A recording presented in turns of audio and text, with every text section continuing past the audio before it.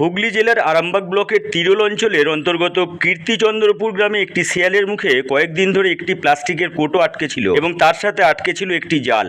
মুখে কোটো আটকে থাকা কদিন ধরে খেতে না পাওয়ার জন্য শিয়ালটার শারীরিক অবস্থা খুবই খারাপ হয়ে যায়। কীর্তিচন্দ্রপুর গ্রামের মানুষের চেষ্টায় ওই শিয়ালের মুখে আটকে থাকা কোটোটি খুলে দেওয়া হয় এবং মুখে আটকে থাকা জালটিও কেটে দেওয়া হয়। শিয়ালটিকে মুক্ত করতে পেরে খুশি হন গ্রামের মানুষজন।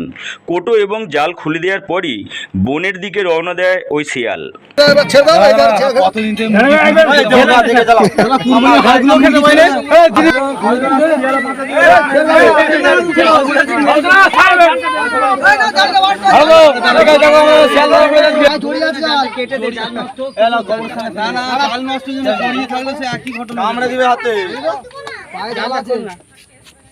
জল খাবে না, জল খেতে মুখে ছেড়ে দিয়ে যেখানে খেয়ে নেবে, মাথা গরম হয়ে যাবে।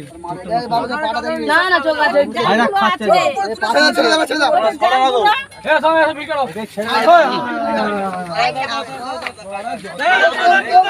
বেশ তো ধন নে চল চল চল চল ছেড়ে দাও, বললো এদের ছেড়ে দাও, আরে আমার ছেড়ে দাও,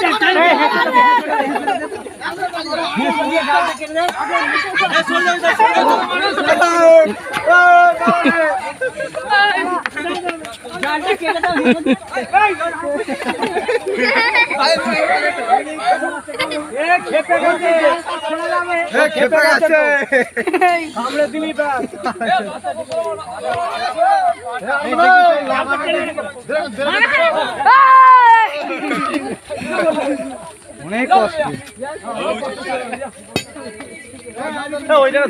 একটা ডিবে মুখে ঢুকে গেছে, গ্রামের লোক শিয়ালটাকে ধরতে পারেনি। তখন জাল ফাল দিয়ে আমাদের কীর্তিচন্দ্রপুর গ্রামের সমস্ত ইয়াং ছেলেরা ধরে ওটাকে ডিবেটাকে মুখ থেকে বার করা হয়েছে। আপনার নাম?